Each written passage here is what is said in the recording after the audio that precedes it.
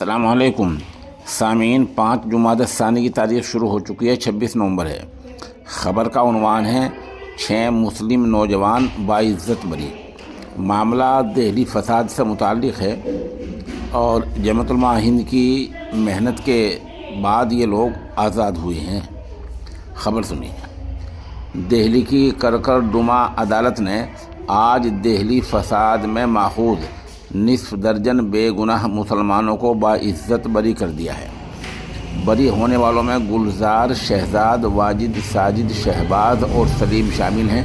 ان مقدمات کی پیروی جمعیت علماء ہند کے صدر حضرت مولانا محمود اسعد مدنی دامت برکاتہم العالیہ کی ہدایت پر ایڈوکیٹ سلیم ملک نے کی۔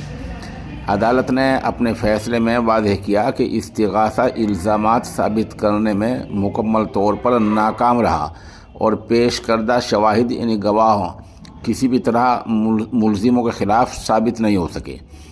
استغاثے نے الزام عائد کیا تھا کہ ملزموں نے فساد کے دوران لوٹ مار اور گھروں میں آگ زنی کی تھی، تاہم سنوائی کے دوران یہ الزامات عدالت میں ثابت نہ ہو سکے، اس لیے ان لوگوں کو بلا شرط باعزت بری کیا گیا۔ عدالت کے فیصلے کے بعد متاثر خاندان میں خوشی کا ماحول ہے۔ اہل خانہ نے صدر جمعیت علماء ہند مولانا محمود اسعد مدنی کا شکریہ ادا کیا ہے۔ قابل غور ہے کہ جمعیت علماء ہند پہلے دن سے دہلی فسادات متاثرین کی قانونی امداد میں سرگرم ہے۔ شروع میں تنظیم نے تقریباً 600 مقدمات میں ضمانت دلوانے میں کامیابی حاصل کی تھی۔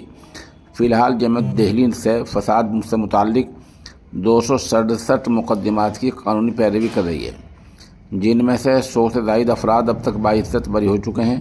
ان مقدمات کی مجموعی نگرانی مولانا نیاز احمد فاروقی، سیکریٹری جمعیت علماء ہند کر رہے ہیں۔ اس سے پہلے ناظم عمومی جمعیت علماء ہند مولانا محمد حکیم الدین قاسمی کی نگرانی میں جمعیت نے شمال مشرقی دہلی میں فساد متاثرہ 165 مکانات کی ازسرنو تعمیر کر کے متاثرہ خاندانوں کی مدد کی تھی۔